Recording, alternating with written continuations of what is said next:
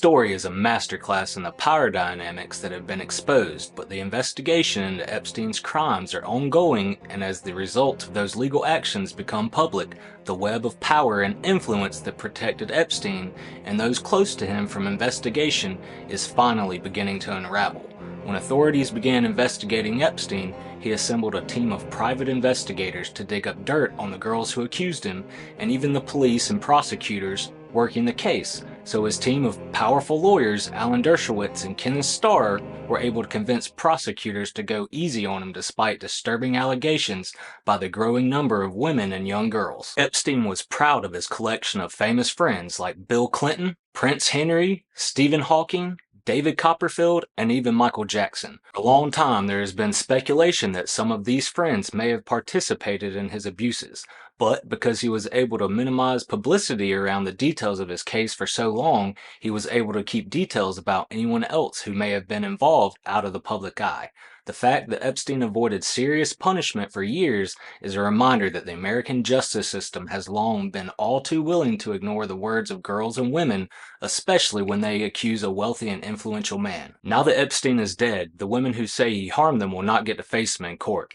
But the investigation into his crimes is ongoing, and a number of women are pursuing civil claims against his estate. After Epstein worked at the investment bank Bear Stearns in the early 80s, he founded his own firm, J. Epstein and Company, in '82, advertising his services for those with assets worth more than $1 billion, and was soon managing billions of dollars in clients' assets. By '92, he owned the largest private residence in Manhattan, and for tax purposes, he ran his business from the island of St. Thomas in the U.S. Virgin Islands since at least '96. And near that island, he owned the island of Little St. James, or Pedophile Island as it's probably better known. That island was also home to Epstein's foundation, the Jeffrey Epstein VI Foundation, best known for donating $6.5 million to Harvard University, and in an '03 Harvard Crimson article on Epstein and his gift to the university, he is described by Harvard luminaries Alan Dershowitz, who would later help represent him when Epstein was accused of sex crimes in 2007, as brilliant. In a 2002 New York Magazine profile, Epstein was described by those closest to him as mysterious,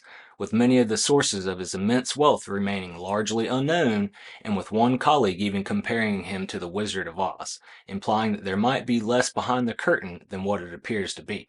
For more than a decade, he's been linked to the Manhattan-London Society figure Ghislaine Maxwell, daughter of the mysteriously deceased media titan Robert Maxwell. But Epstein lives the life of a bachelor, logging 600 hours a year in his various planes as he tours the world for investment opportunities. He owns what is said to be Manhattan's largest private house, yet runs his business from his 100-acre private island in St. Thomas. Michael Stroll, who sued Epstein over a failed business deal in the 2000s, told New York Magazine in '07 that everybody who's his friend thinks he's so brilliant because he's so wealthy, but he never saw any brilliance or even Epstein actually work.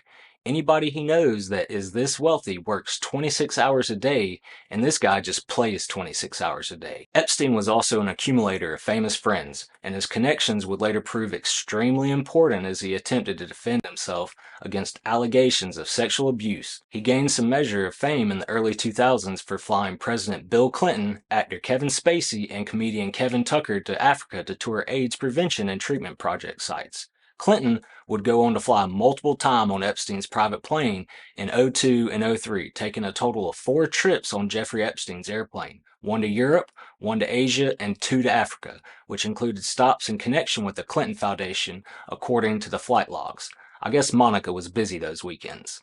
Gawker also obtained and published Epstein's address book, which included politicians, actors, and celebrities, and in '02 Epstein described his famous friends as a collection, saying he invests in people whether it's politics, science, it's just what he does. At one point he was spending $20 million a year to subsidize a group of scientists and their research on topics ranging from Tibetan monks to humanitarian behavior. The money manager's friends and acquaintances were apparently willing to continue socializing with him despite his tendency to have downright disturbing ideas. He wanted to use his New Mexico ranch as a base where women would be inseminated with his sperm and would give birth to his babies, and the idea was not a secret.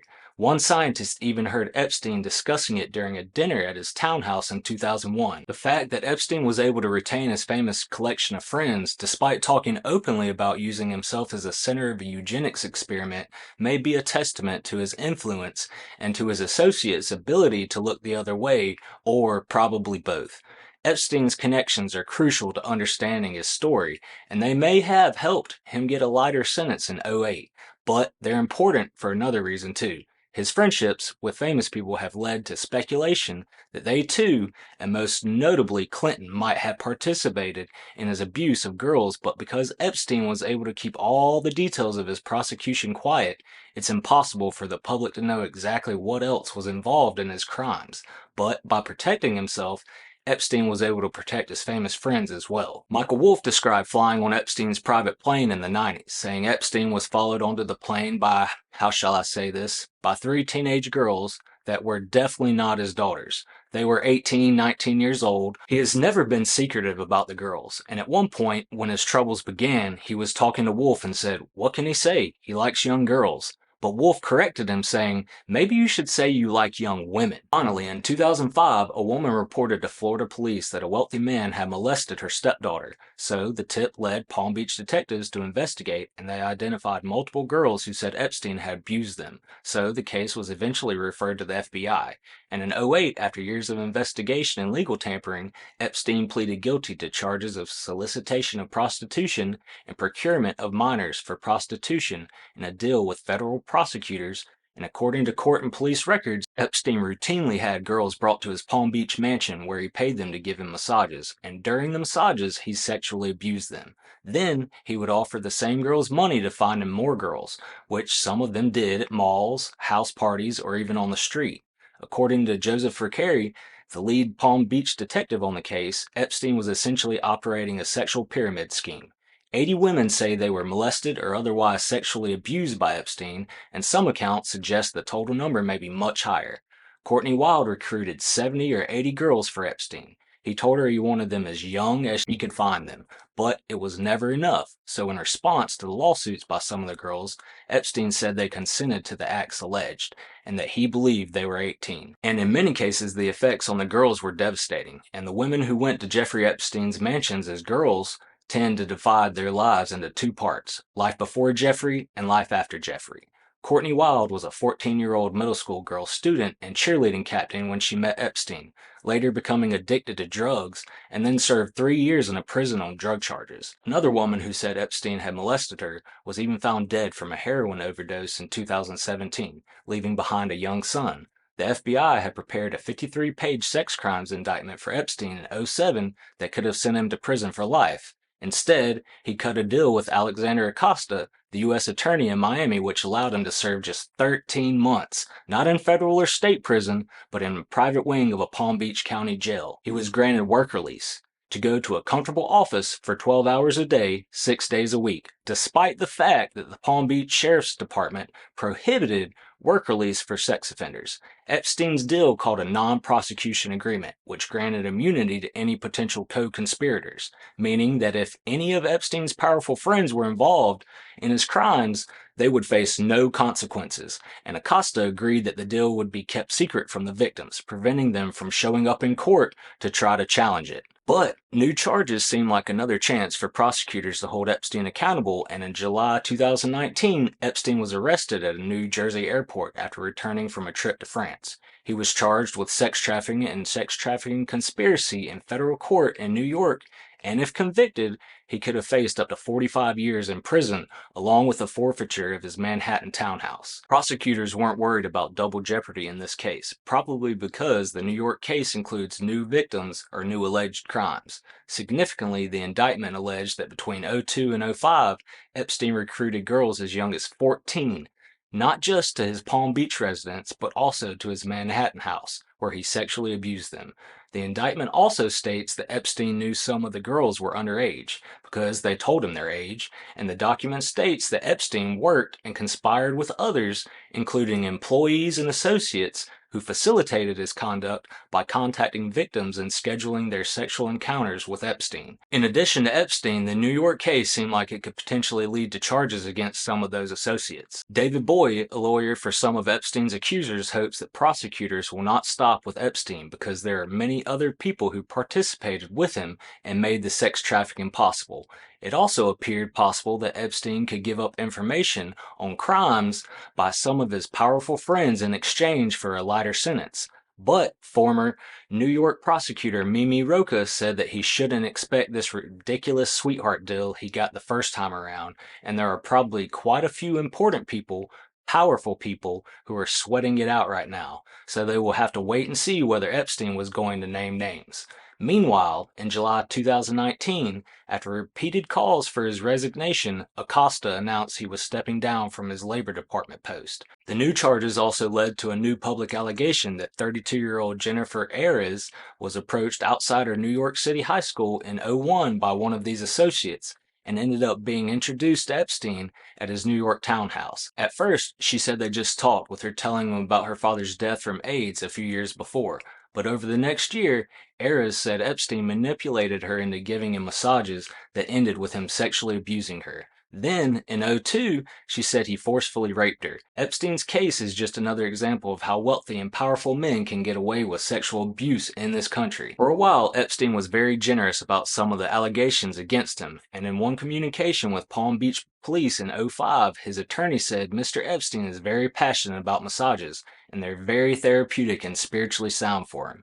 This is why he gets so many massages, and even donated $100,000 to the Ballet Florida purely so that dancers could also have massages, but it also doesn't take a genius to read between the lines of that kind of donation, does it? Despite the severity of the crimes he was accused of, Epstein avoided major consequences thanks to his wealth and connections. He was able to hire a team of private investigators and lawyers, Dershowitz and Starr, famous for his work to discredit or intimidate the women and girls who came forward, even including authorities working on the case. After the case was referred to the FBI, Epstein's team mounted a year-long assault on federal prosecutors, investigating them and their families, looking for anything possible that might disqualify them from the case. None of this would have been possible without Epstein's substantial fortune, but his relationships with other powerful people may also have played a key role. His plea agreement refers to information he supplied to federal investigators, but it's not clear what that information was. Julie Brown notes that Epstein was a key federal witness in the prosecution of two executives with Bear Stearns, the investment brokerage that failed as part of the '08 financial crisis. Epstein had at one time been an investor in a hedge fund managed by those executives, so it's possible that his knowledge about other wealthy men helped keep him out of prison, with the executives eventually being acquitted. Ultimately, Acosta caved under the pressure and not only allowed Epstein to avoid a long-term prison sentence, but also worked with Epstein's lawyers to make sure the case was kept quiet as possible. Julie Brown's extensive reporting paints a picture that's all too common. A rich and well-connected man manipulating the legal system to protect himself and his money. Epstein's deal with prosecutors did more than just protect him. It granted immunity to potential co-conspirators, and let any friends or associates of Epstein who might also have participated in his abuse avoid consequences as well. Over the years, we've all been wondering about which of Epstein's famous friends might have committed sex crimes on his properties. When you hang out with a guy who has a reputation like Jeffrey Epstein, multiple times, on private jets, on weekends, on trips, or places at least where it's been reported not very good things happen, it would be good to know what Bill Clinton was doing.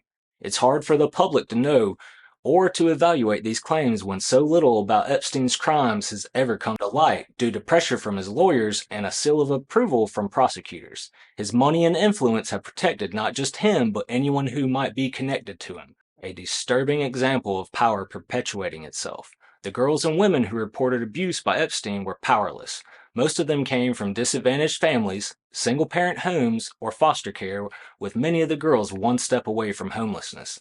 Their youth and poverty may have made it easier for Epstein and his alleged recruiters to lure them in with promises of cash, easier for investigators to intimidate them, and easier for prosecutors to discount or disbelieve them when the time came. Despite Epstein's death, investigation and legal action in his case have continued, leading to further revelations about his influence, as well as his ability to avoid consequences for the allegations against him. For example, according to lawsuits filed after his death, Epstein coerced 2 women to have sex with him while he was on work release. He previously recruited them in New York, and then he had them flown to Florida to have sex with him during his jail sentence. Another lawsuit filed by Denise George, the Attorney General of the Virgin Islands, alleges that Epstein brought girls as young as 11 or 12 years old to his private island for sexual abuse, using a database to track their movements, and in one case, a 15-year-old girl tried to swim off the island and escape after being forced to perform sex acts, but she was captured and Epstein confiscated her passport.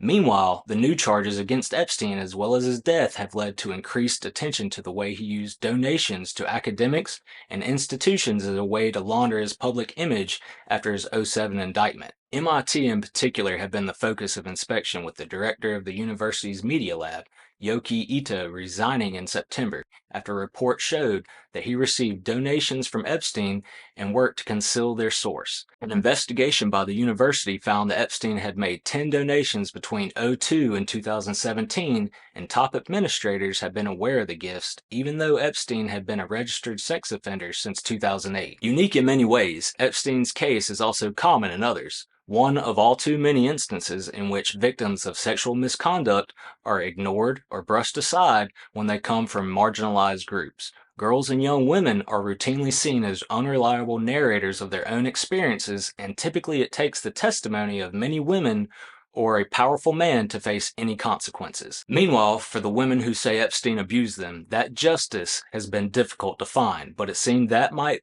be about to change after Epstein's most recent arrest. Michelle Laceda, one of Epstein's accusers, said, "Oh my God, finally, justice." But Epstein's death ends his prosecution for the indictment, but New York authorities are continuing to investigate Epstein's case, and a number of women are filing suit against his estate. Federal prosecutors also searched his New York City home following his arrest, and during the search of his townhouse, investigators seized photographs of nude underage girls. When Epstein was arrested in July 2019 on charges of conspiracy to engage in sex trafficking, he was denied bail ahead of his trial, then mysteriously hung himself while in his jail cell, and his death was officially ruled a suicide by the New York City Medical Examiner. In July 2020, his ex-girlfriend and longtime associate Ghislaine Maxwell was arrested on charges relating to Epstein's sex trafficking operation.